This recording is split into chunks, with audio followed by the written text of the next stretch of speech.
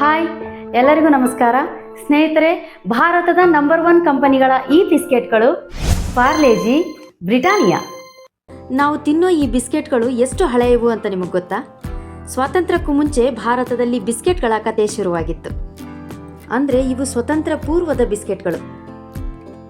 1892ರಲ್ಲಿ Britannia industries ಕಲ್ಕತ್ತಾದಲ್ಲಿ ಒಂದು ಚಿಕ್ಕ ಬೇಕರಿಯಾಗಿ ಆರಂಭ ಆಯಿತು. ಆಗ ಬ್ರಿಟಿಷರ ಕಾಲ, ಆದ್ದರಿಂದ ಬ್ರಿಟಿಷರ ಸ್ಟೈಲ್ನಲ್ಲಿಯೇ ಬಿಸ್ಕೆಟ್ಗಳು ಅತಿ ಹೆಚ್ಚು ಫೇಮಸ್ ಆಗಿದ್ದವು.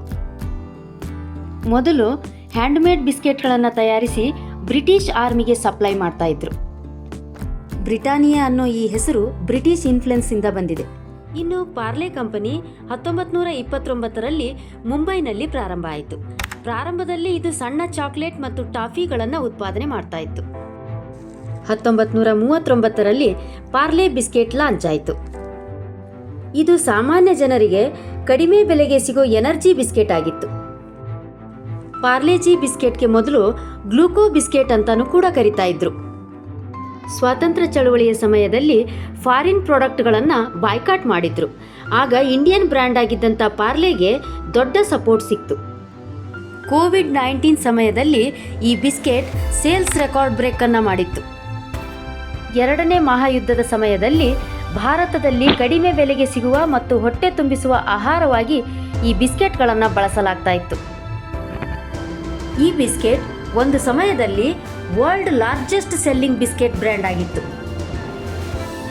ಇವತ್ತಿಗೂ ಕೂಡ ಈ ಬಿಸ್ಕೆಟ್ಗಳು 100ಕ್ಕೂ ಹೆಚ್ಚು ದೇಶಗಳಿಗೆ ಎಕ್ಸ್ಪೋರ್ಟ್ ಆಗುತ್ತದೆ.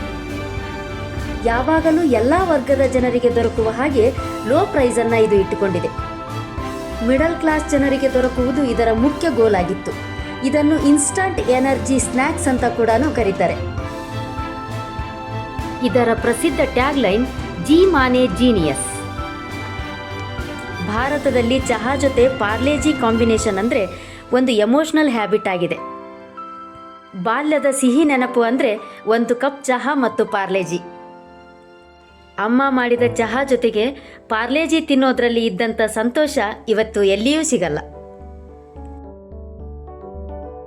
ನೋಡಿದ್ರಲ್ಲ ಸ್ನೇಹಿತರೆ, ನಾವು ಪ್ರತಿನಿತ್ಯ ತಿನ್ನೋ ಒಂದು ಚಿಕ್ಕ ಬಿಸ್ಕೆಟ್ನ ಹಿಂದೆ ಇಷ್ಟೆಲ್ಲ ಇತಿಹಾಸ ಇದೆ.